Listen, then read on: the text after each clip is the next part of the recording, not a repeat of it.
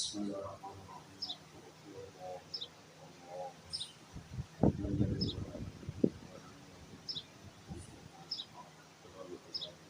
ضرور پڑھ لیجیے گا محمد وعلى محمد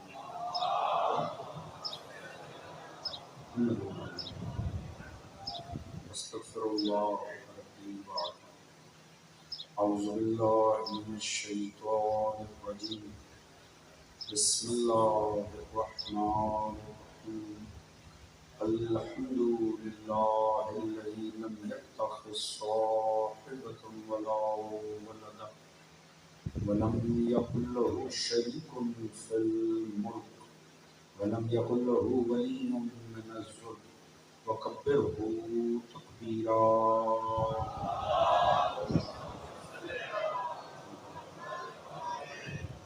الصلاة والسلام على رسوله الكريم المكي المدني الأمي صاحب الوقار والسكينة المدفون بعرض المدينة أبي القاسم المصطفى محمد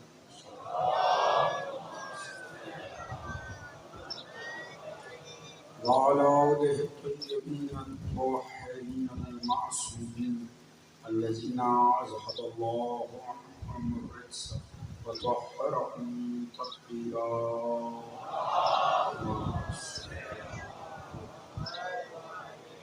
أما بعد فقد قال رسول الله صلى الله عليه وآله وسلم بسم الله الرحمن الرحيم. حسين مني وأنا من حسين صلوات.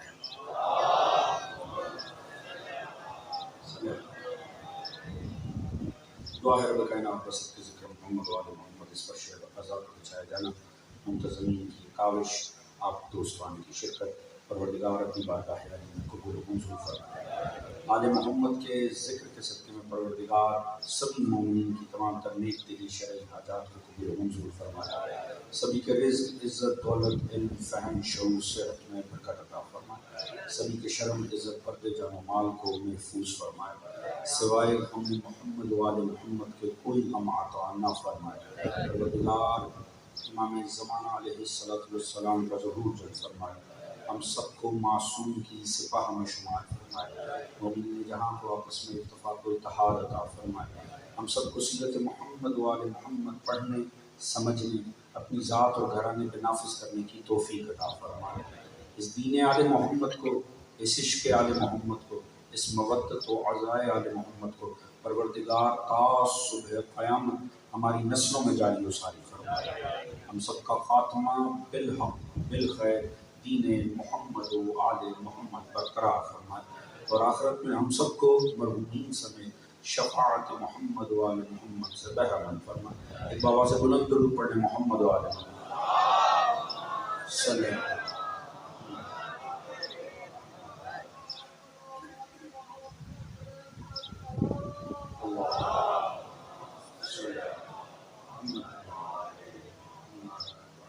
اجازت اس بات کا آغاز کیا. حضرات سامعین، امام حسین علیہ السلام وارث انبیاء، یہ اس عنوان سے آج ہماری 8ویں نشست ہے. یقیناً جو مطالب گزشتہ دنوں میں آپ حضرات کو گوش گزار کیے گئے اس کا کوئی نہ کوئی خاکہ آپ کے ذہنوں میں محفوظ ہوگا. گزارشات یہ ہیں کہ معصوم امام پر سلام کر رہے ہیں اور اس انداز میں کر رہے ہیں کہ آپ کو انبیاء کا وارث قرار دے رہے ہیں. کل کی مجلس میں ہم نے حضرت ابراہیم علیہ السلام کے تذکرے کا آغاز کیا. یہ اللہ رب العزت کی سنت ہے کہ جب معاشرے میں بت پرستی آ جائے، اور لازمی نہیں ہے کہ بت پتھر کا ہی ہو،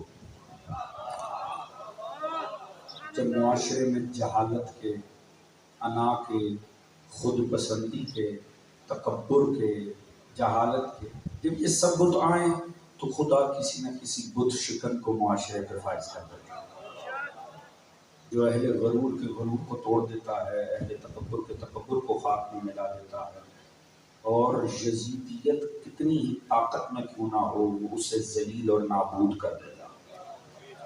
یہ اللہ رب العزت کی سنت ہے. بت پرستی انسان بدقسمت ہے کہ وہ خالق حقیقی کو چھوڑ کر اپنے سہارے بنا کے بیٹھ جاتا ہے، ان کے سامنے گر جاتا ہے۔ جناب ابراہیم علیہ السلام جس معاشرے سے سامنا ہے، وہ معاشرہ اپنے آپ کو بتوں کے آگے جھکائے ہوئے ہے۔ اور جب ابراہیم علیہ السلام اس سے یہ پوچھتے ہیں کہ آخر کیوں، کس لیے تم نے اپنے آپ کو اس ذلت میں ڈالا ہوا، تو کہتے ہیں بل وجدنا آباءنا کذالک یفعلون، ہم نے تو اپنے بڑوں کو یہی کرتے ہوئے دیکھا۔ اکثر معاشرے کے اوپر، آج یہاں سے بات کا آغاز کریں گے، اکثر معاشرے کے اوپر یہ بھی بڑا بدقسمت پہلو رہتا ہے کہ دنیا صرف آباء کی تقلید میں غرق ہو کر رہ جاتی ہے، جبکہ دین کا بنیادی تقاضا یہ ہوتا ہے کہ ہر نسل فہم و شعور دین حاصل کرے اور اس کی روشنی میں اپنی زندگی کا لاہ عمل کرا دے۔ صاحبان فہم بیٹھے اس بات کو سمجھیں۔ دیکھیے یہ بہت لازمی ہے کہ ہر نسل اپنی تطہیر کرے۔ آپ نے اکثر دیکھا ہوگا، کوئی آپ توضیح المسائل اٹھا کر پڑھ لیں، کوئی دیگر آپ یہ فقہ کی کتاب ہے، آپ کوئی اصول کی کتاب اٹھا، آپ کو وہاں شروع میں ایک جملہ ملے گا کہ عقائد میں تقلید نہیں ہے، عقائد امامیہ میں تقلید نہیں ہے۔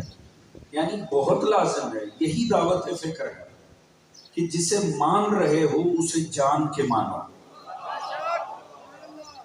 دیکھیں یہ بات میں انتہائی نچلی سطح پہ جا کر، کیونکہ میں نے عرض کیا جوانوں اور بچوں زیادہ میرے مخاطب رہتے ہیں، یوں اندازہ کر لیجئے اگر میں حق کو ہی مانوں مگر میرے پاس اس کی واحد دلیل یہ ہو کہ میرے بڑے مانتے تھے، تو یاد رکھیں میں حق کو نہیں مان رہا، میں اپنے بڑوں کو مان رہا ہوں۔ توجہ ہے جی، یہ بہت سمجھنے کی بات ہے۔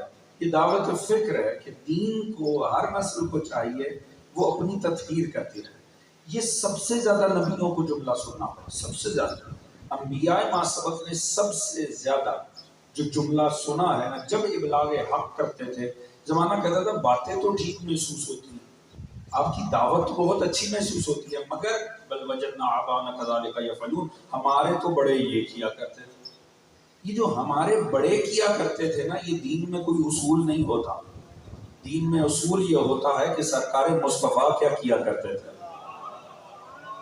میں ایک بڑی سادی سی مثال دیا کرتا ہوں، آپ مجھے نہیں یاد کہ پچھلے سال میں نے، کم از کم میرے ذہن میں نہیں ہے کہ میں نے یہ مثال یہاں عرض کی ہے، مگر یہ بڑی سمجھ ہے۔ میں بہت ہی بچوں اور جوانوں کی، بہت بچوں کی سطح پہ جا کے بات کرنا چاہ رہا ہوں کہ دیکھیں اس میں پورا دین کا فلسفہ ہے، اگر میں سمجھا پاؤں تو۔ میں یہ عرض کیا کرتا ہوں کہ جو آل محمد کی ذوات مقدسہ ہے نا، یہ دین کا الف ہے۔ بڑا لطف آئے گا بات پہنچے تو دوستوں، یہ نا اللہ کا لکھا ہوا الف ہے۔ معنی کیا ہے؟ جب بالکل پہلے دن اسکول میں داخلہ ہونا، بالکل ابتدائی جس مرحلے سے یہاں بیٹھے ہوئے تمام جوان گزرے ہوں گے، تو ہوتا کیا تھا؟ اگر ہر کوئی ریکال کرے، ہر کوئی یاد کرے پیچھے پلٹ کر، انتہائی ابتدائی کلاس کے اندر تو ٹیچر کیا کرتے تھے کہ جو کاپی ہوتی تھی نا، جو بک ہوتی تھی، اس کے اندر لائنیں بنی ہوئی ہوتی، ایسے ہی ہوتا نا جی، تو ٹیچر کرتی کیا، وہ سب سے اوپر والی لائن میں خود سے الف لکھ کر دیتی اور ساتھ میں ایک تلقین کرتی کہ بیٹا ہر لائن میں اسی طرح لکھتے چلے آؤ۔ بہت سادی سی، اس سے زیادہ شاید میں نہیں سادہ کر سکتا جتنی میں سادی کر کے بات کرتا ہوں۔ ہر لائن میں نا اب اسی طرح لکھتے چلے آؤ۔ اچھا ہوتا کیا ہے، آپ لکھنا شروع کرتے ہیں، ایک لائن نیچے، دوسری، تیسری، چوتھی، وہ کہیں اگر ہلکا سا قلم بہک جائے نا، کہیں پینسل ہلکی سی تلک جائے اور وہ تھوڑی سی الف ٹیڑھی ہو جائے، تو ہوتا کیا ہے، پھر وہ ہوتے ہوتے ہوتے ہوتے وہ شروع الف سے ہوتا ہے، معاملہ بے تک پہنچ جاتا ہے۔ ایسے ہی ہے جی۔ اچھا اسی لیے ٹیچر ایک تلقین کرتی ہے یا ٹیچر کرتا ہے، اگر ہم اسے سمجھ جائیں نا تو شاید ہماری زندگی کے لیے پورا فہم دین کامل ہو جائے۔ وہ کہتے ہیں بیٹا ایک نصیحت ہے، اب جس لائن میں بھی لکھنا نا تو اس سے اوپر موجود اپنا ہی لکھا ہوا دیکھ کر نہ لکھنا۔ اب اس سے زیادہ سادی نہیں بات کر سکتے. ہر لائن میں دکھتے ہوئے نا نصیحت یہ ہے کہ پلٹ کے سب سے اوپر جو میں نے لکھا ہے نا اسے دیکھ کر لکھنا. اس کا کیا فائدہ ہوگا؟ اس کا فائدہ یہ ہوگا کہ اگر کسی سطر میں تھوڑا سا ٹیڑھا پن بھی آ گیا ہوگا تو اگر نیچے لکھتے ہوئے دوبارہ پلٹ کے سب سے اوپر ٹیچر کا لکھا دیکھا تو خود بخود اگلی لائن میں سیدھا ہو جائے گا. اب سمجھے دوست، محمد و آل محمد اللہ کا انسانیت کے لیے الف ہیں. ہر نسل نے اپنے سے اوپر کی نسل کو دیکھ کے دین پہ عمل نہیں کرنا بلکہ پیچھے پلٹنا ہے، محمد و آل محمد کے قدموں میں پہنچنا ہے. اگر دین پہ عمل کرنا ہے تو انہیں دیکھ کے دین پہ عمل کرنا. اب اس سے زیادہ تو میں جوان اور بچوں کے لیے معاملے کو آسان ہی نہیں کر سکتا. تو بہت لازمی ہے اس بات کو کہ فہم دی. نہیں تو ہوتا کیا ہے حضور، کہیں سے ہلکا سا انحراف آتا ہے اور معاملہ بت پرستی تک پہنچ جاتا ہے. سب سے زیادہ ہادیوں کو یہ جواب ملا ہے. لہٰذا ہوتا کیا ہے حضور، ایسے معاشرے کے اندر ابراہیم علیہ السلام، کل ہم نے جہاں پر بات ختم کی تھی، جناب ابراہیم کے لیے قتل کا حکم آ گیا، آگ میں پھینکو، اللہ نے بچا دی. اب جب اللہ کی ذات نے بچایا، سوچ سکتے ہیں نمرود کی حالت کیا ہوئی ہوگی. وہ جوان جو کل کی مجلس میں موجود تھے، آگ اتنی محنت سے جلائی، پروردگار نے تاثیر ہی چھین لی. اسی شہر کے بڑے بزرگ عالم گزرے، اللہ تعالیٰ ان کے درجات بلند فرمائے، علامہ اظہر حسن زیدی صاحب کی اللہ برکت ہے ان کے جملوں کو دہرانا. میں نے کسی بزرگ سے ان کا بڑا لطیف جملہ سنا. انہوں نے فرمایا نمرود نے ابراہیم کو آگ میں پھینکا، نمرود نے دیکھا ابراہیم تو آگ میں آرام سے بیٹھے ہوئے ہیں، چل نمرود گیا.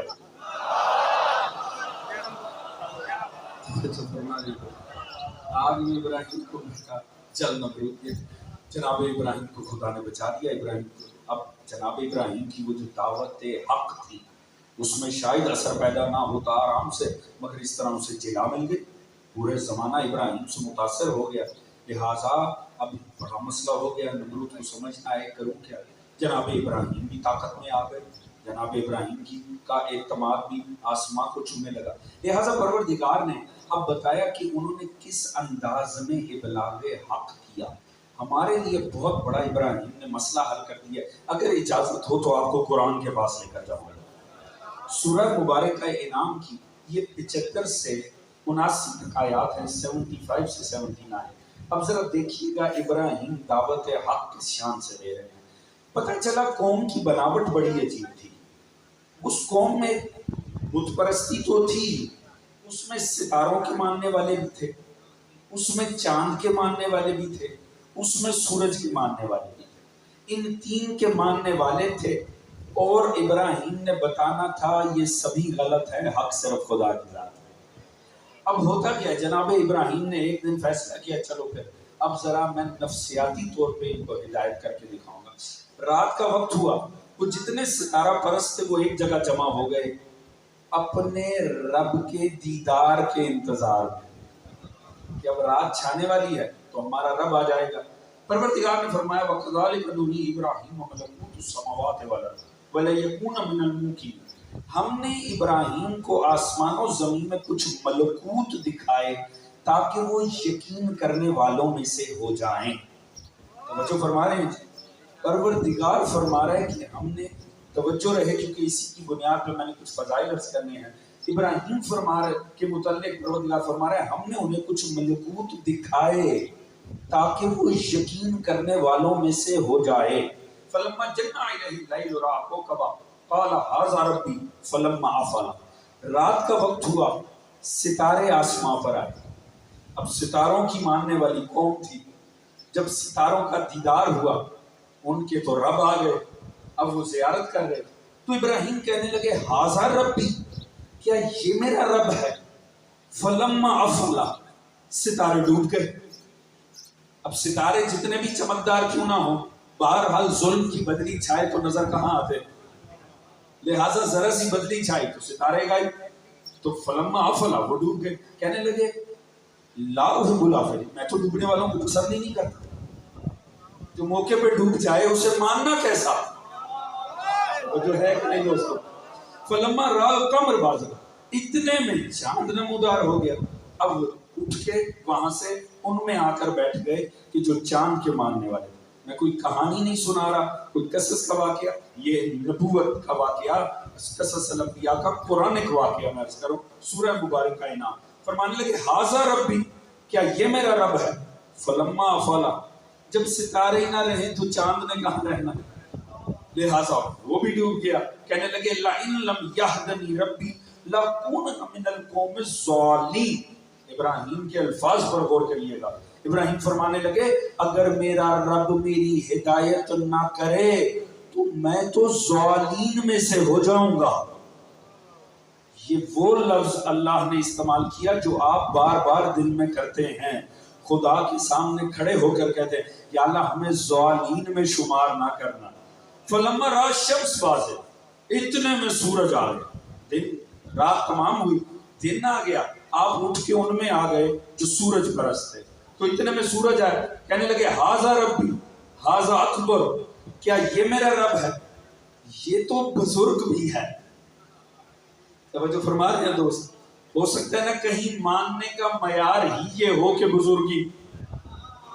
توجہ فرما رہے جی. تو ابراہیم نے کہا یہ ہے، یہ تو بزرگ بھی ہے. فلما افلت، وہ بھی ڈوب گیا. کہنے لگے یا قوم انی بریء مما تشرکون انی وجہت وجہی للذی فطر السماوات والارض حنیفا وما انا من المشرکین. ابراہیم کہنے لگے اے قوم میں تمہارے شرک سے بری ہوں. تم کیسوں کو مانتے ہو جو بار بار ڈوب جاتے ہیں. میرا تو رخ انور خدائے حق کی طرف ہے، دین حنیف کی طرف ہے، میں مشرکوں میں سے نہیں ہوں. حضور نتیجہ بڑا لطیف ہے، میں جوانوں کی توجہ چاہوں گا. فرما رہے ہیں ابراہیم علیہ السلام کہ دیکھیں میں ضالین میں سے ہو جاؤں اگر اللہ میری ہدایت نہ کرے.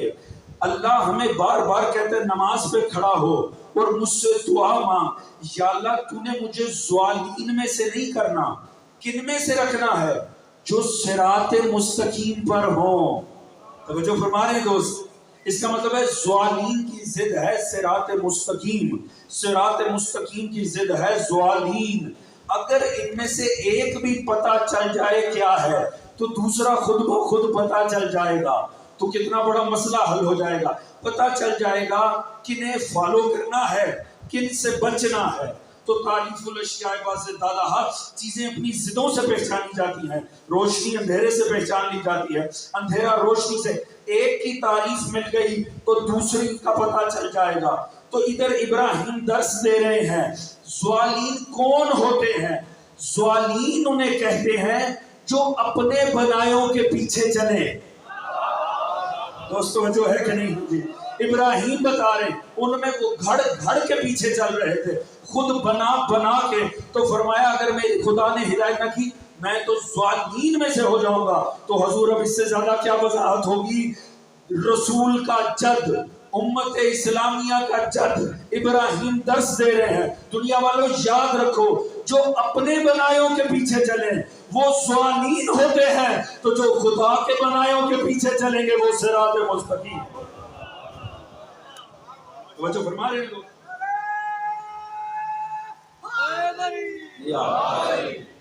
توجہ ہے دوستان کی. اب یہاں پر بڑا لطیف نکتہ ہے. یہ دیکھیں آیات کے الفاظ بڑے حسین ہیں. آپ کی توجہ ہے مولا علی کی عظمت پہ جملہ عرض کرنا چاہتا ہوں. ہے توجہ دوستوں.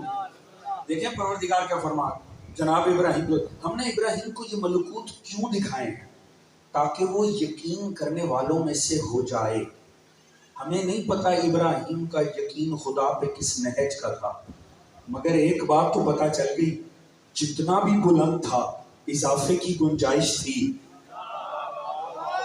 میں نے مولا کی عظمت پہ کچھ عرض کرنا نہ تو چاہوں گا. اور یہ دکھا کے یقین بڑھایا، دکھا کے یقین بڑھایا. جناب ابراہیم علیہ السلام نے قرآن پاک سورہ بقرہ 260 میں اللہ رب العزت سے خود فرمایا تھا رب کیف تحیی الموتى، یا اللہ تم مردے کو زندہ کیسے کرتا ہے. فرمایا ابراہیم تمہیں یقین نہیں ہے، اولم تم ایمان نہیں رکھتے. قال بلا، فرمایا سرکار بالکل رکھتا ہوں. ولیکن لیطمئن قلبی، بس یا اللہ مجھے اطمینان قلب چاہیے. حضور میں قرآن پیش کر رہا ہوں خدا کی قسم. اچھا اگر توجہ ہو تو ایک ہی جملے سے مورث سے وارث کے قدموں میں پہنچاؤں گا آپ کو، اگر آمادہ ہو تو۔ دوست کمال یہ دیکھیے ابراہیم کہہ رہے ہیں یا اللہ مجھے اطمینان قلب چاہیے۔ اس کا مطلب ہے ابراہیم کا ایمان جہاں پر بھی تھا مگر گنجائش تھی اطمینان کی بھی اور یقین کے بڑھنے کی بھی۔ اب سمجھیں وہ جو 10 محرم 61 ہجری حسین ابن علی کی ذات تھی، میں کیسے نہ اپنے آئمہ کو بعد رسول 1.25 نبیوں سے افضل مانوں۔ ابراہیم کہہ رہے ہیں مجھے اطمینان قلب چاہیے اور خدا حسین سے کہہ رہے ہیں یا ایتھا النفس المطمئنہ ارجعی الی ربک راضیہ۔ اللہ وہ اطمینان بھرا زندہ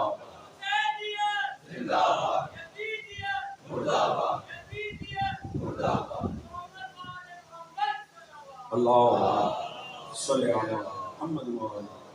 توجہ فرما رہے ہیں جی، اللہ جانے جسے خدا نفس مطمئنہ کی سند عطا کرے وہ ذات گرامی حسین کیا ہو۔ تو دیکھیں ابراہیم کہہ رہے ہیں یا اللہ یقین مجھے یقین ہے، بس یوں ہی اولم تمہیں کہ تمہیں ایمان نہیں ہے قالوا بلی لیکن لیطمئن قلبی، یا اللہ اطمینان قلب چاہیے۔ اور وہاں کیا ہو رہا ہے؟ پروردگار فرما رہے ہیں ہم دکھائی مظہر اس کے رہے ابراہیم کے یقین میں اضافہ ہو جائے۔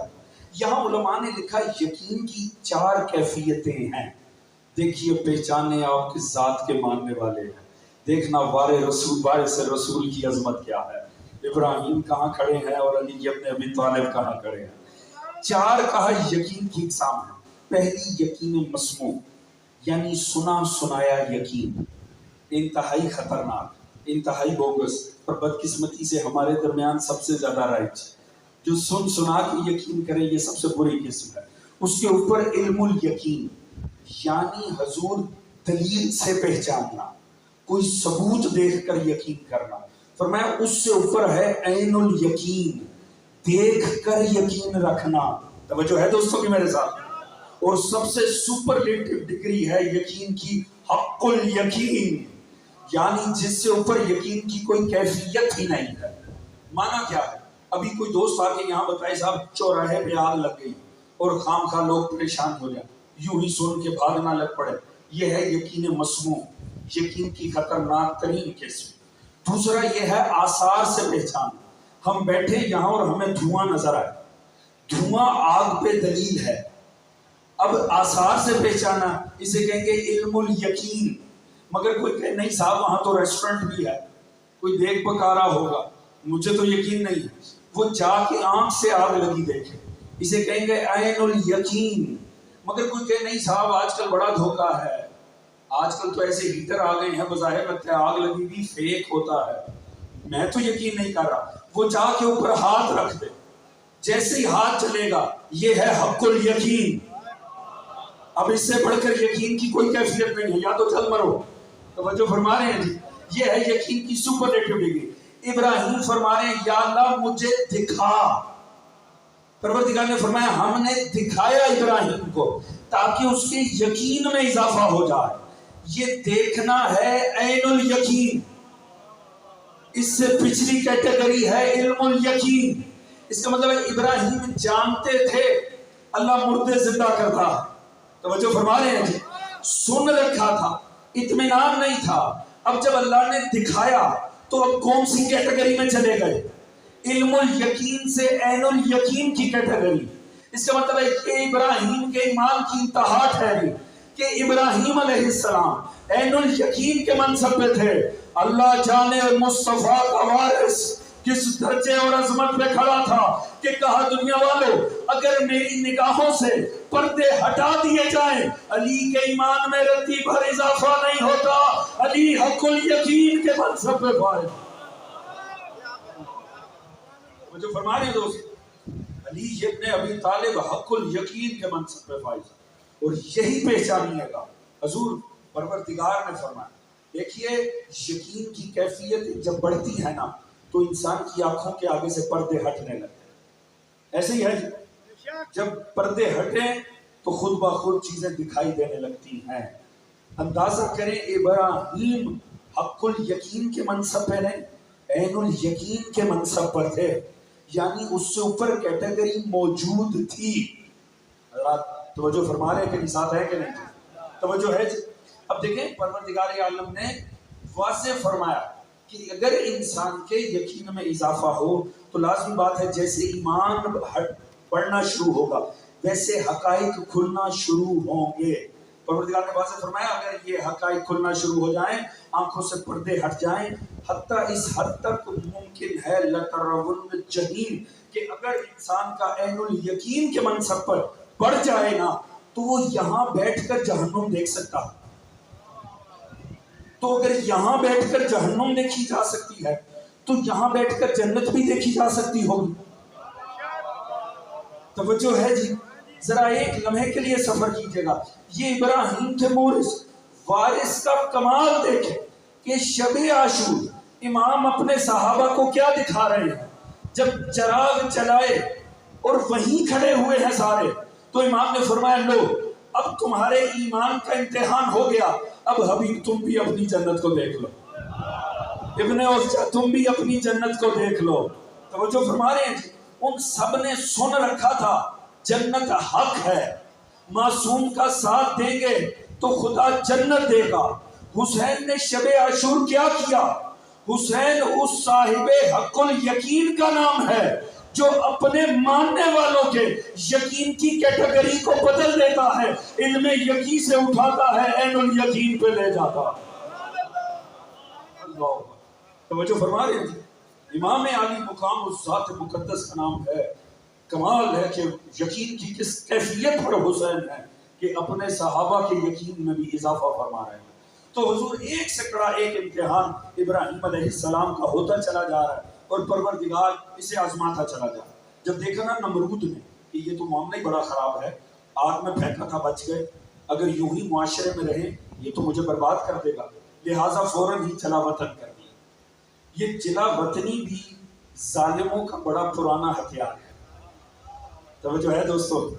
ظالم ہمیشہ جلا وطن کرتا ہے معصوم کو کس لیے کہ جب یہ وطن چھوڑے گا نا یہ بے نام ہو جائے گا. جب وطن چھوڑے گا تو عاشق بھول جائیں گے. اللہ نے آپ کو 12 امام دیے ان میں سے 6 کو زبردستی جلا وطن کیا گیا. جوانوں میں کچھ عرض کرنا چاہ رہا ہوں اگر توجہ ہو تو. سب سے پہلی اس میں سے ذات ہی وارث ابراہیم حسین کی ہے. کیا امام وطن چھوڑنا چاہتے تھے؟ نہیں یزید نے چھوڑا ہے. آپ کے بعد جس ذات سے زبردستی مدینہ چھوڑا ہے وہ مولا موسیٰ کاظم. ان کی بھی وہی کیفیت تھی جو 28 رجب کو مولا حسین. ان کے بعد جس سے وطن چھوڑایا مولا رضا پھر مولا تقی مولا نقی مولا حسن عسکری. 12 میں سے 6 سے وطن چھوڑایا گیا. کس لیے چھوڑایا؟ اگر وطن میں رہے تو عاشق ارد گرد رہیں گے. اگر وطن میں رہے دنیا سلام کے لیے حاضر ہوگی. اگر وطن میں رہے تو دنیا ان کے ارد گرد اکٹھی ہوگی. اچھا وطن چھوڑیں گے تو کیا ہوگا؟ لوگ بھول جائیں گے پیچھے آئے گا کوئی نہیں. لوگ یہ ختم ہو جائیں گے وقت کے ساتھ. مشیت الہی کا انتقام دیکھیے. آج روئے عرض پہ انہی 6 کے روزے ہیں جنہیں بے وطن کیا تھا. دوست ساتھ ہے کہ نہیں ہے؟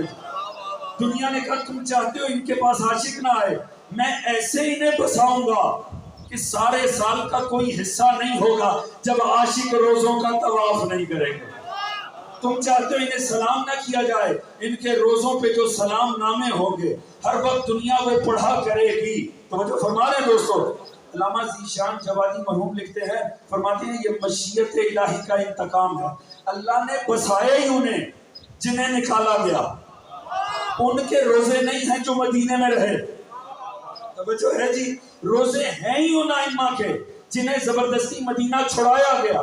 فرماتے ہیں دنیا والوں تم جن کی عظمتوں پہ کتابیں لکھتے ہو بنی عباس کے علمی کارنامے بنی عباس کے فلاں کارنامے اتنے ہی اعلیٰ تھے تو کہاں غرق ہو گئے. فرماتے ہیں کتاب چھاپنے سے کم خرچہ آتا ہے کم از کم کسی کی ڈھیری بنا کے قبر ہی قرار دے دو.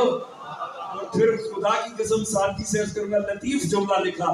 فرماتے ہیں کوئی کیسے ان کے نشان پیدا کرے جنہیں خدا ہی بے نشان کر کے رکھا. یا امام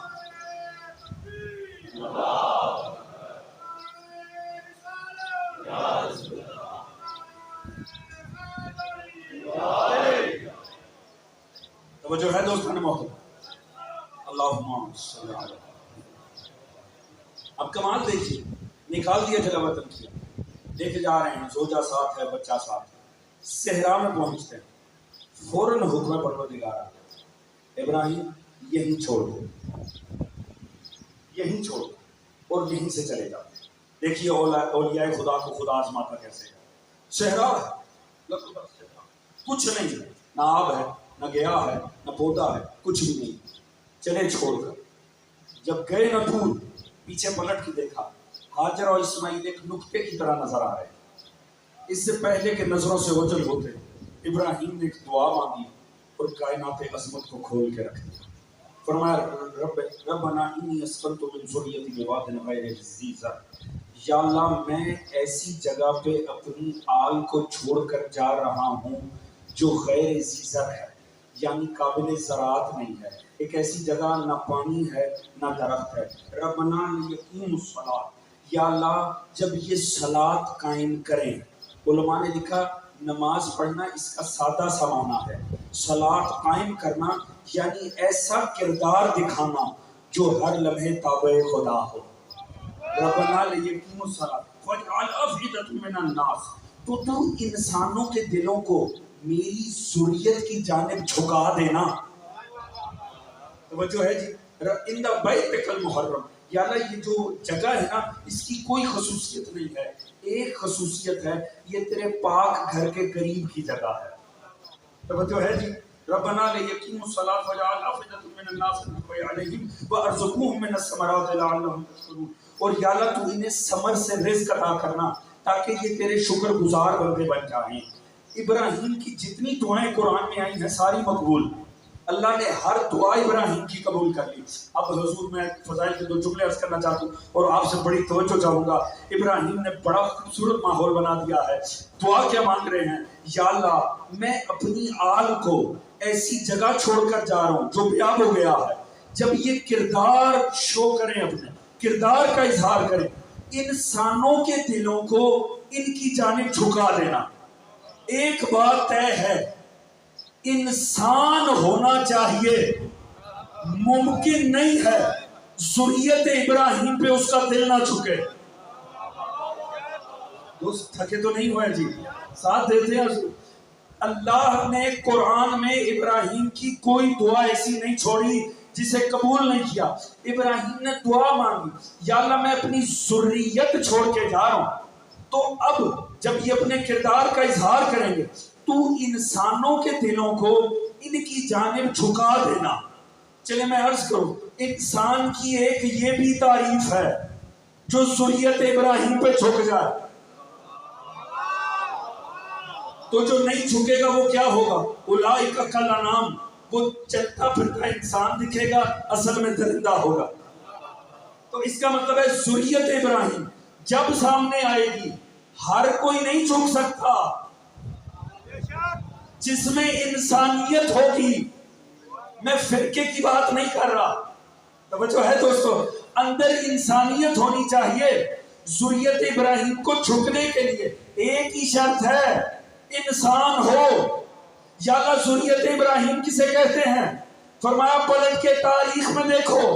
میں نے پلٹ کے تاریخ میں دیکھا، مکہ کی سرزمین پہ ایک پاکیزہ نکاح ہو رہا تھا، دلہا مصطفیٰ تھے، دلہن خدیجہ تھی، علی کے باپ نے آغاز ہی یہاں سے کیا، الحمدللہ الذی جعلنا من ذریت ابراہیم، حمد اللہ کی جس نے مجھے ذریت ابراہیم بنایا۔ پتہ چلا ابو طالب امت میں معیار ہے، اسے سامنے کرو، جو بدک جائے گا حیوان ہے، جو جھک جائے گا وہ انسان ہے۔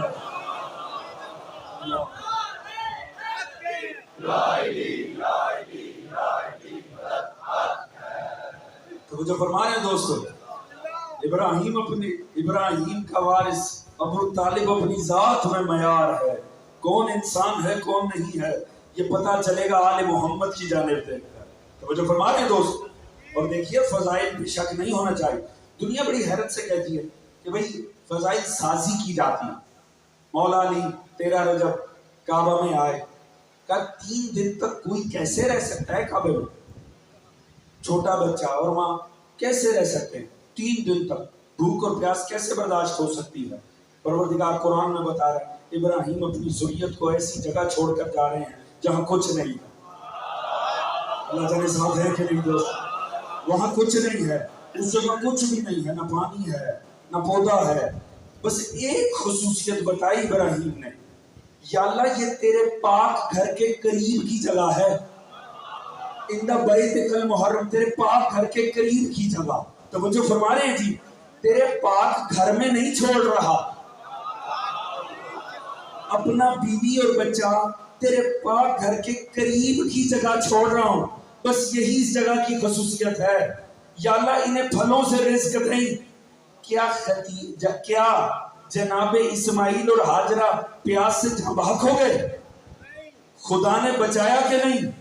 خدا نے رزق دیا کہ نہیں؟ حالانکہ خدا کے گھر نہیں آئے تھے،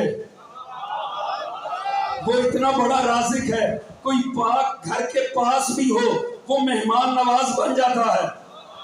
توجہ ہے دوستو، علی کے فضائل پہ شک کرو، کم از کم خدا کی ربوبیت پہ تو شک نہ کرو، جو پاک گھر کے قریب 3 نہیں کتنے دن تک ہاجرہ اور اس کے بچے کو پال سکتا ہے، وہ علی اور اس کی ماں کو گھر کے پاس نہیں، گھر کی 4 دیواری میں رزق نہیں دے سکتا۔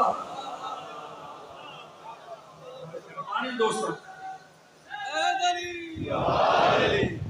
توجہ ہے دوستو، حضور ابراہیم فرما رہے ہیں میں یا اللہ یہاں ترک کر کے جا، اس جگہ کی تو کوئی خصوصیت نہیں ہے۔ ابراہیم چلے گئے۔ اب آپ جانتے ہیں پیچھے کے منظر کون سے، وقت مختصر ہے، آپ کے ذہنوں میں وہ سارے واقعات ہیں۔ جناب ہاجرہ موجود ہیں اور جناب ہاجرہ اب پریشان ہو رہی ہیں کیونکہ ابراہیم جا چکے ہیں، اسماعیل پیاسا ہے اور جناب ہاجرہ اب اپنی سعی کا آغاز کریں۔ سنے ہوئے مطالبہ نا دوستو، آپ جانتے ہیں نا جی، اب دیکھیں ہو کیا رہا ہے، آپ جانتے ہیں شیطان انتقام لینے کے لیے آ گیا۔ اب جناب ہاجرہ ہیں اور ابراہیم بتا کر گئے ہیں نہ اس حد سے آگے جانا ہے نہ اس حد سے آگے جانا ہے، اور شیطان آ گیا ہے کہ بہکا سکے۔ جب وہاں جاتی ہیں تو کھڑا ہو کر کہتا ہے بس چند قدم آگے آ جاؤ تو بڑا میٹھا پانی موجود ہے۔ جب دوسری طرف جاتی ہیں شیطان وہاں بھی کھڑا ہو جاتا ہے۔ جو نبی نے حد بنائی اس کے پار کھڑا ہوا ہے اور کہہ رہے چند قدم آگے آ جائیں تو دیکھیں آپ کا بچہ بچ جائے گا۔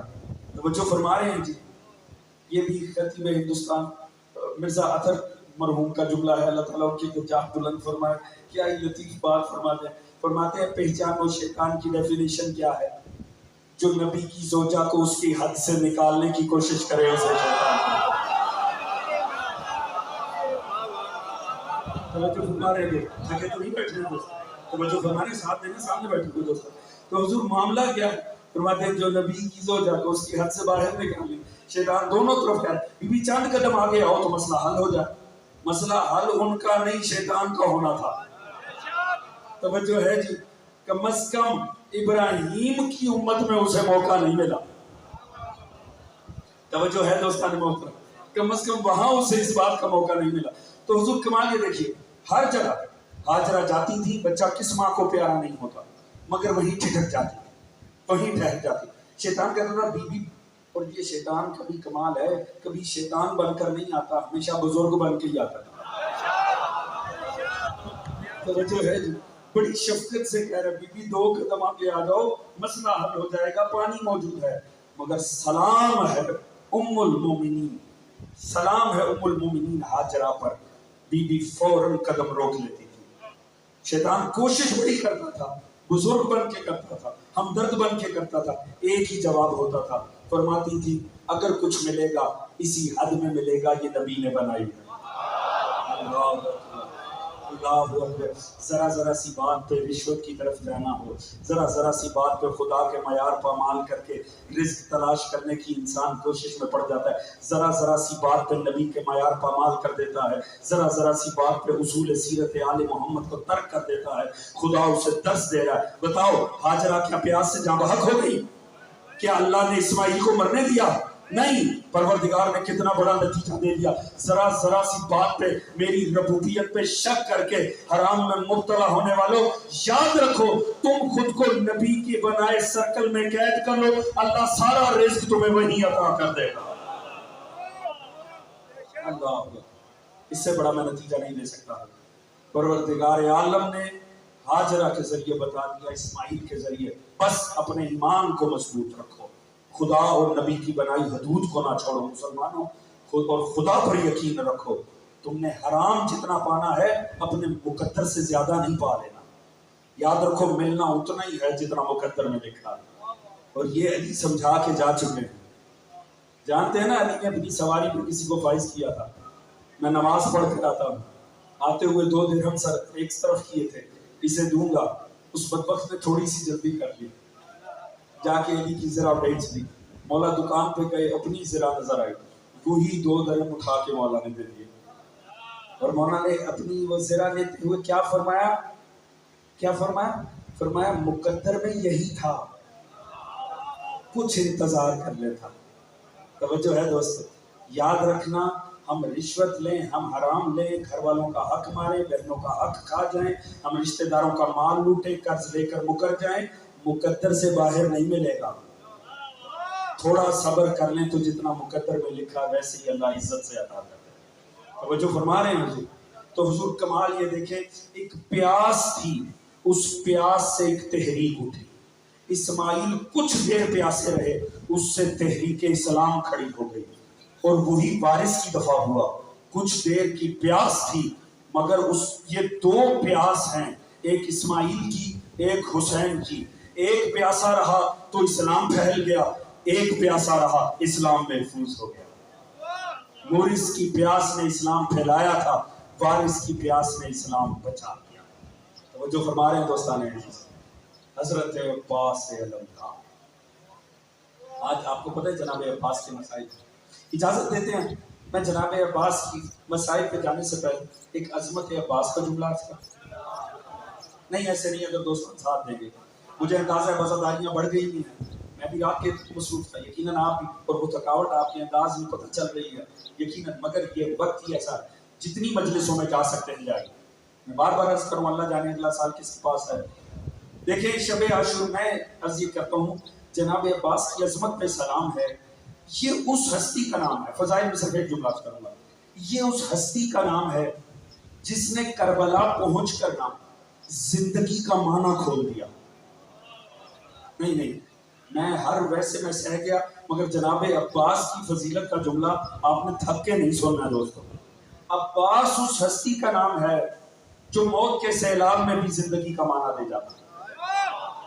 جملہ بڑا تھا دوستو، توجہ فرما رہے ہیں۔ دیکھیں جناب عباس نے کیا گیا، جناب عباس ہے شب عاشور، امام کے سامنے بیٹھے اور چاروں بھائی امام کے سامنے بیٹھے، باہر وہ فاسق آیا شمر، اس نے جناب عباس کو صدا دی، جناب عباس خاموش رہے، سنی سب نے، امام نے بھی سنی، بھائیوں نے بھی، کوئی نہیں بولا، اس نے پھر کعب الفضل میں بات سنی، جناب عباس جب تیسری دفعہ کا امام نے کہا عباس فاسق بھی پکارے نا تو جواب دینا چاہیے۔ جناب عباس باہر آئے، پوچھا کیا مسئلہ؟ اس نے کہا عباس اپنی منزلت کو پہچانو، تم قمر بنی ہاشم ہو، یہ دیکھو میں امان نامہ لے کر آیا ہوں تمہارے نام کا، ابن زیاد سے لکھوا، اس میں کیا ہے؟ کہا بہترین زندگی کی گارنٹی ہے، جو مانگو گے مل جائے گا، مال، جائیداد، پیسہ، عورت، رتبہ، منصب، سب کچھ جو منہ سے نکالو۔ جناب عباس نے، جوانوں پوری توجہ، مجھے عظمت عباس میں ایک جملہ عرض کرنا ہے اور میں چاہتا ہوں وہ جا کے آپ سنیں۔ جناب عباس نے ایک سوال کیا اور جواب میں 2 لعنتیں بھیج دی۔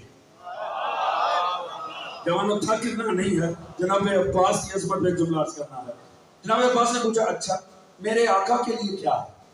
اس نے کہا حسین کے لیے تو کوئی آپشن نہیں ہے، یا بیعت کریں گے یا ساتھ۔ جناب عباس نے فرمایا اچھا بیعت یا ساتھ، تجھ پہ بھی لعنت۔ دوستو ویسے سنو جیسے جناب عباس کی فضیلت سنی چاہتے، کہا تجھ پہ بھی لعنت، اس امان نامے پہ بھی لعنت۔ توجہ ہے جی، میں یہاں ہاتھ جوڑتا ہوں، میں نے فکر میں ہاتھ جوڑ لیا جناب عباس کے سامنے، میں کہ مولا عباس اس پہ تو لعنت بھیجے، وہ ہے ہی قابل لعنت۔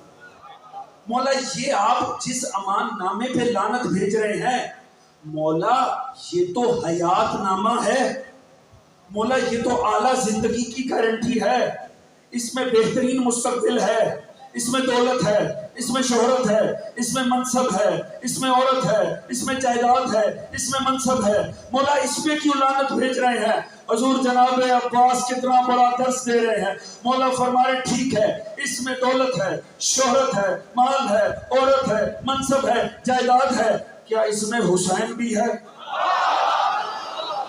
نہیں مولا اس میں حسین نہیں ہے۔ مولا نے فرمایا اس پہ لعنت۔ مولا نے زندگی کا معنی دے دیا۔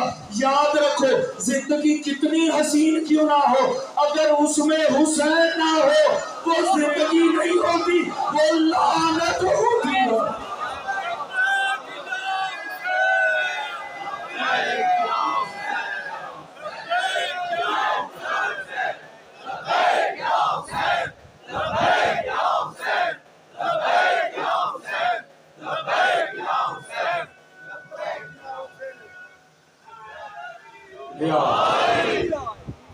جو فرما رہے دوستان عزیز، جناب عباس درس دے رہے ہیں، یاد رکھو بظاہر زندگی کتنی ہنسی کیوں نہ ہو، چاہے جتنی ہی لگژری کیوں نہ ہو، اگر اس میں نام حسین نہیں ہے اسے زندگی نہ سمجھنا لعنت ہے۔ وہ جو فرما رہے ہیں جی، حیات وہی حیات ہے جس میں سرکار حسین ابن علی کی ذات ہے۔ اللہ اکبر۔ حضور مدینہ الرسول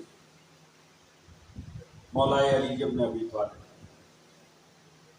بیٹا وہ ملا ہے جو مانگ کے لیا ہے، اللہ سے مانگ کے لیا ہے۔ آئے جناب عباس کو لے اور دے دیا مولا امیر کے ہاتھ میں، جناب فضا دے دیا جناب عباس کو مولا علی کے ہاتھ میں۔ جب دیا نا ہاتھوں میں تو جناب عباس نے آنکھ نہیں کھولی، چوما بیٹے کو آنکھ نہیں کھولی، پیار کیا آنکھ نہیں کھولی۔ مولا نے جو جملہ کا بڑا لطیف ہے، فرمایا کیسے آنکھ کھول دے، ہے نا علی کا بیٹا، بلاؤ حسین کو۔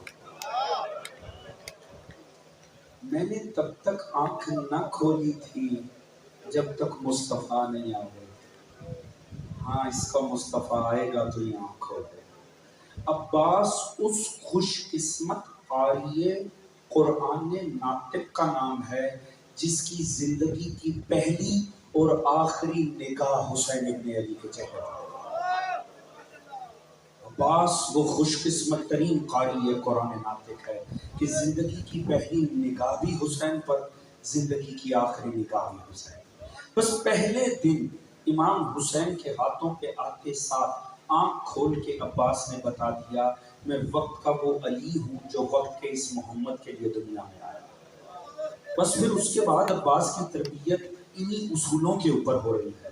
جنگ صفین ہے، میرا مولا سوار ہے، امام حسین پر شدت پیاس ہے۔ جب امام پر شدت پیاس دیکھی نا، اس سے پہلے کہ امام کسی سے پانی منگواتے، امام حسین کی پیاس پہ ابھی مولا سوچ ہی رہے تھے کہ ایک دم دیکھا عباس ہانپتے ہوئے آ رہے ہیں، چھوٹے سے جناب عباس ہیں، ہانپتے ہوئے آ رہے ہیں اور ہاتھ میں پانی کا پیالہ اور لا کر بابا کو پیش کر دیتے ہیں۔ بجائے خوش ہونے کے علی کی آنکھوں میں آنسو آ گئے۔ پوچھا مولا بابا آپ رو کیوں پڑے ہیں؟ کہا عباس ایک اور وقت یاد آ رہا ہے، میرے لال اس وقت تو پانی لے آیا ہے، عباس ایک اور وقت آئے گا، پیاس کی شدت اس سے بھی سوا ہوگی، عباس تو کوشش بھی کرے گا تو پانی لے کر نہیں۔ بس دوستو آگے کر رہا ہے۔ میں عرض کرتا ہوں عجب ہے خدا کی قسم، جناب عباس نا میں ایک امام بارگاہ میں پلا بڑا ہوں، میں نے یہ منظر دیکھے، میں عرض کرتا ہوں کتنا مان ہے مومنوں کے دلوں میں عباس کا۔ میں گارنٹی سے کہہ سکتا ہوں یہاں جتنے مومن بیٹھے ہیں نا، ان کے دلوں کو کھولا جائے نا تو 12 ائمہ کے لیے جگہ اور ہوگی، کوئی مخصوص ہونا صرف حضرت ابوالفضل عباس کے لیے۔ تیاری کریں مصائب کی، آج 8 محرم ہو گیا، زیادہ وقت نہیں ہے، اللہ جانے ہم میں سے کون اگلے سال ہے کون نہیں ہے دوستو۔ خدا کی قسم اسی شہر میں جوانوں کے جنازے اٹھ رہے ہیں، پوری توجہ چاہوں گا دوستو، یہی دن ہے حسین ابن علی کو پرسہ دینے کے۔ ذرا اس بات کو سمجھیے گا، حضور اس بات کو سمجھیے گا کہ حقیقت ہے، میں ایمان سے کہہ سکتا ہوں، مجھے گارنٹی ہے ادھر ہر مومن کا دل اگر کھولا جائے اس میں کوئی مخصوص گوشہ جناب عباس کا ہوگا۔ میں نے یہ روش دیکھی ہے مومنوں کی، وہ عزا خانہ حسین میں آتے ہیں مگر جب منت مانگنی ہو نا وہ عباس کا پرچم تلاش کرتے ہیں۔ ایسا ہوتا ہے کہ نہیں ہوتا جی؟ میں نے ماؤں بہنوں کی یہ روش دیکھی ہے کہ آئیں گے حسین کے امام بارگاہ میں مگر جب منت مانگنی ہوگی اللہ جانے دلوں میں کتنی آس ہے عباس کی، تلاش کریں گے علم عباس مل جائے۔ سادگی سے ایک جملہ عرض کروں، کوئی زور نہیں لگاؤں گا، مگر اس جملے کی حدت کو محسوس کرنا تو شاید رونے کے لیے اتنا ہی کافی ہو۔ بس سوچئے گا جب 1400 سال بعد ہمارے دلوں میں اتنی آس ہے عباس، سوچے وہ علی و بطول کی بیٹیاں جو عباس کے سہارے مدینہ تر کر کے آئی تھی، اللہ جانے جب عباس میدان کی جانب گئے ہو۔ ہاں یہی حق ہے آل محمد کو رونے کا، اللہ ان آنسوؤں کو رومال سیدہ کائنات کا حصہ تھا۔ دوستو سوچو تو صحیح، جب آج 1400 سال بعد ہمارے دلوں میں جناب عباس کا اتنا اطمینان ہے، وہ علی و بطول کی بیٹیاں جو اسی کے سہارے تو آئی تھی، اور یہی تو وجہ میں اس کا تو جناب عباس کی خود کیا کیفیت ہو۔ دیکھیں جناب عباس خود بھی تو جانتے تھے یہ جتنی آئی بیٹھی ہے نا یہ میرے سہارے ہیں، یہ مجھے دیکھ دیکھ کر جی رہی ہیں، اور جناب عباس کی اپنی کیا حالت ہو، مجھے ایمان سے بتائیے گا۔ آپ کے جتنا بھی شعور عباس ہے، آج تک آپ نے جتنے بھی جوان و فضائل حضرت عباس سنے، مجھے ایمان سے بتانا جتنا آپ حضرت عباس کو سمجھتے ہیں دل پہ ہاتھ رکھ کر بتائیں کیا اکبر کے بعد عباس زندہ بھی ہوں گے کہ شہید ہو جائیں؟ پوچھو اپنے دلوں سے سوال کرو، کیا قاسم کے پامال ہونے کے بعد عباس زندہ بھی ہوں گے؟ بس بار بار آتے تھے مولا مجھے اجازت دو، جب عباس کہتے تھے نا اجازت دو، مولا حسین کہتے تھے عباس تجھے میں کیسے اجازت دے دوں، تو تو میرے لشکر کا علمدار ہے۔ پھر تھوڑی دیر بعد کوئی لاشا آتا تھا، عباس پھر آتے تھے مولا مجھے اجازت دو، مولا اب تو میری قوم کے پالے مارے جا رہے ہیں، مولا اجازت دی۔ عباس کیسے اجازت دوں، تو تو میری لشکر کا علمدار ہے۔ پھر تھوڑی دیر کوئی لاشا آتا تھا، عباس تڑپ کے آتے تھے مولا اب تو قاسم بھی پامال ہو گئے، مولا اجازت دے۔ عباس کیسے اجازت دوں، تو میری لشکر کا علمدار ہے۔ بس ایک وقت جب عباس نے اس جواب کو سنا نا، ایک مرتبہ عباس تڑپ گئے، سارا دن یہ جواب نہیں دیا تھا، ایک مرتبہ چند قدم پیچھے ہوئے، کہا مولا مولا وہ لشکر کہاں ہے جس کا میں رہا۔ اناہوں کو بلند کریں، اللہ اناہوں کو رحم فرما، اللہ آپ کے آنسوؤں کو رومال زہرا کا حصہ بنا۔ میں نے آپ کو بار بار فرمان سنا ہے، معصوم نے فرمایا ہمارے غم میں ہائے کہہ کے رونا، یہ ہائے بھی تسبیح پروردگار ہے، یہ زہرا کے دل کا ستون ہے۔ آج 8 محرم ہو گیا ہے دوستو، بس جناب عباس نے جب بھی کوشش کی نا تو آگے سے یہی ہوا کہ مولا فرماتے تھے نہیں عباس تجھے اجازت نہیں مل سکتی۔ اب جناب عباس ایک مرتبہ خیمے کے باہر آ کر بیٹھے اور عباس بیٹھے رو رہے ہیں، اپنی قسمت پہ رو رہے ہیں، کیا کریں، وہ اکبر جسے سکھایا تھا چلا گیا، وہ قاسم جسے پالا تھا چلا گیا، وہ جو اون و محمد جن کی تربیت کی تھی چلے گئے، عباس کہاں زندہ بچے ہوں گے، بس ایک جنازہ ہوگا جو چل پھر رہا ہوگا، اسی امید میں چلو بیویاں دیکھ کے مجھے زندہ تو ہیں۔ بس حضور بیٹھے تھے عباس مجبور، مگر اللہ نے عباس کی مشکل کشائی کر دی۔ کیوں؟ ایک مرتبہ ننھی سی سکینہ ہاتھوں میں خشک مشکیزہ لے کر تڑپ کر آئی اور کہا چچا چچا آپ کے ہوتے کیا میرا عصیت پیاسا مر جائے۔ اچھا حکم اللہ، یہی حق ہے، امانہ کرو خود کو، جناب عباس پہ دریا کرنے تھے، خدا کی قسم جناب عباس۔ علماء مقتل نے مختلف روایتیں لکھی ہیں، علماء مقتل نے لکھا ہے حسین جیسے دھاڑے مار کر علی اکبر کی لاش پہ روئے، کسی اور پر نہیں روئے۔ بے عین ہی ایسی روایتی ملتی ہے، علماء مقتل لکھتے ہیں جتنا گریہ خیام نے عباس کے نکلنے پر کیا ہے نا کسی اور شہید کی دفعہ نہیں کیا۔ بس اس کے اوپر گریا بڑا شدت سے بنتا ہے دوستو۔ جناب سکینہ نے کہا چچا کہ آپ کے جیتے جی میرا عسکر پیاسا مر جائے گا۔ کہا میری لاڈلی میں کیا کروں، تیرا بابا مجھے اجازت نہیں دیتا۔ کہا اچھا چچا ایسا کریں مجھے لے کر جائے، چچا مجھے لے کر جا، میں دیکھتی ہوں بابا کیسے اجازت نہیں دیتے۔ عباس خوش ہو گئے، فوراً سکینہ کو اٹھا کر گود میں لیا۔ اب منظر بڑا عجیب ہے، مظلوم کربلا کے سامنے کیوں عباس کھڑے ہیں، عباس کی گود میں سکینہ ہے۔ سکینہ نے خشک مشکی سا پکڑا ہے، بابا بابا چچا کو پانی لانے کی اجازت ہے، چچا کو اتنی اجازت دو، میرا چچا پانی لے آئے، اگر چچا پانی نہ لایا میرا عسکر مر جائے گا۔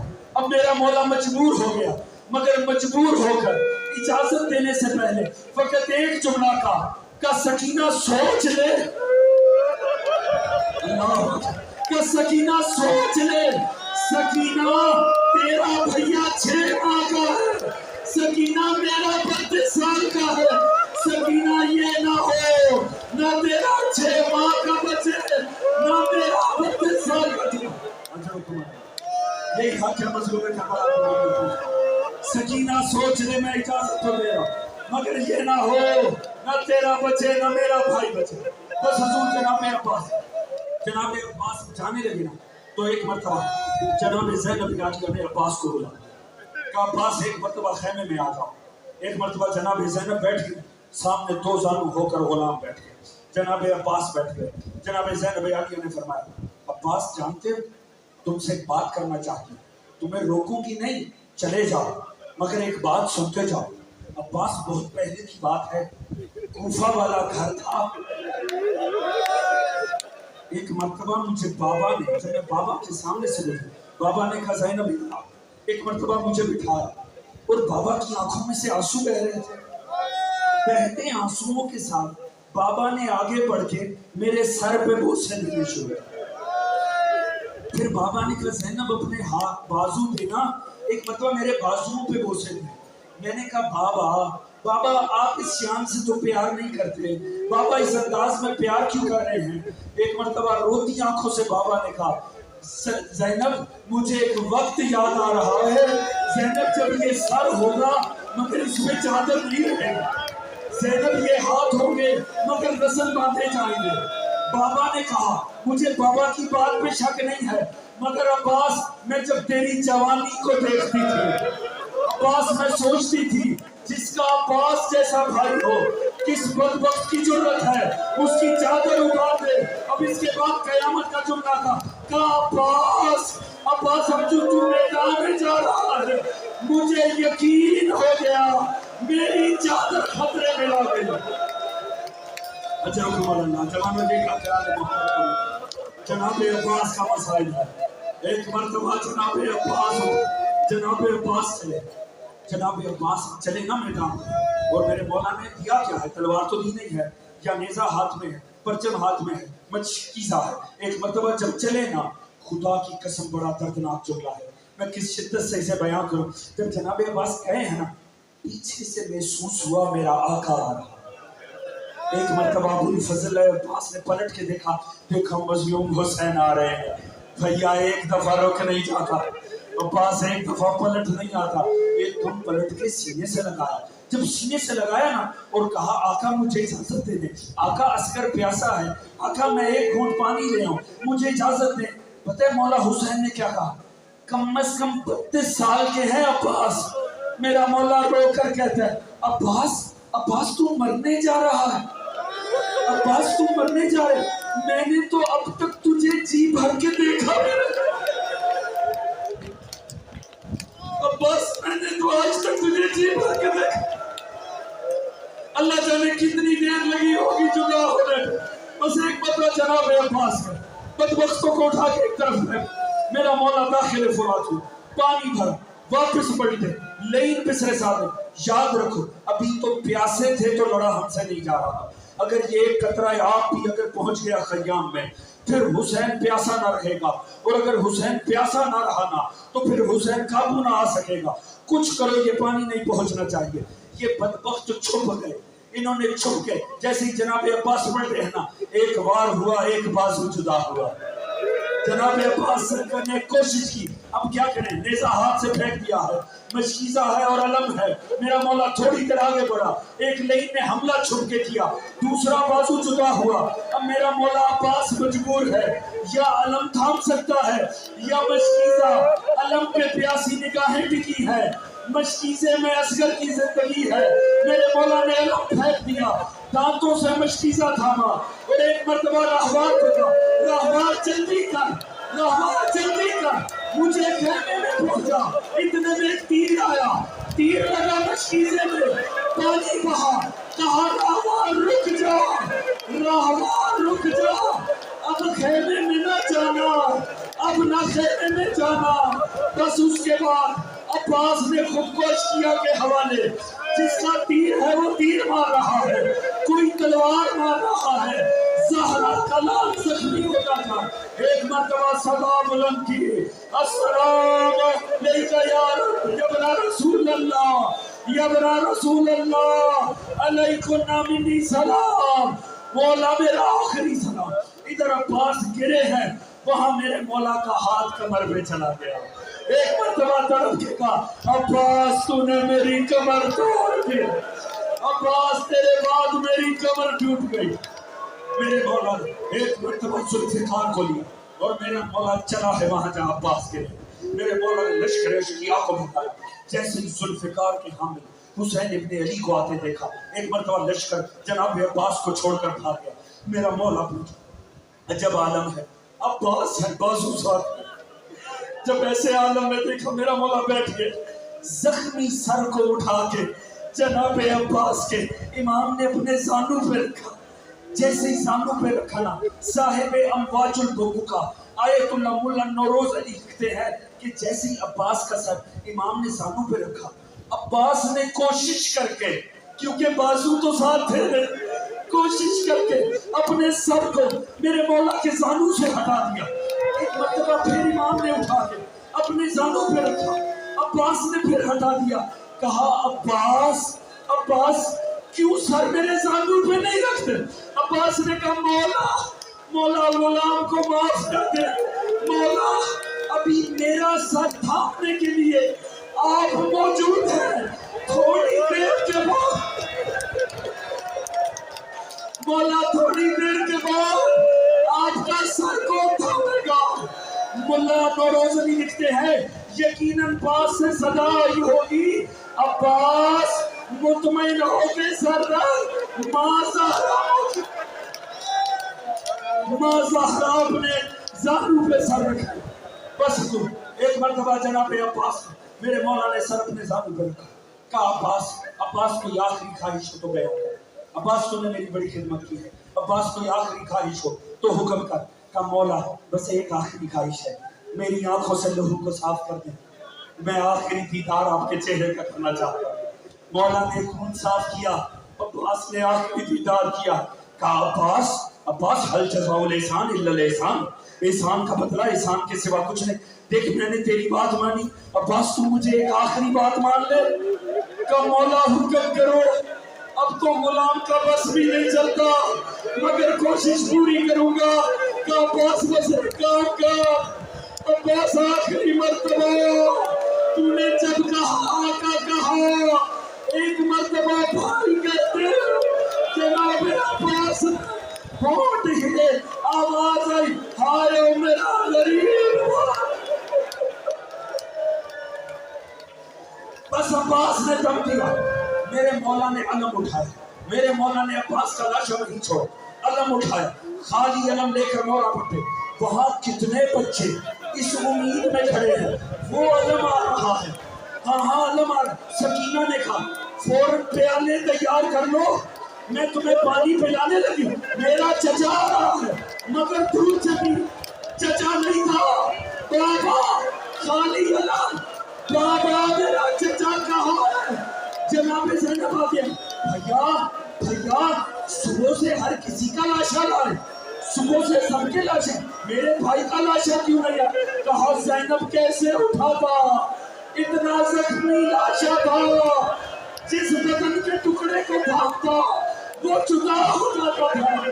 بیوی نے علم تھاما, بیوی بھاگ کے خیمے میں آئی, کہا بیویوں اکٹھی ہو جاؤ. ساری بیویاں اکٹھی ہوئی. وہ جس کی چادر شام غریبہ میں شمر نے نیزے سے کھینچی, اس نے سب سے چادر کو اتارا اور کہا بیویوں میرے پردے کی ضمانت ختم, میرا غازی وہ دریا پر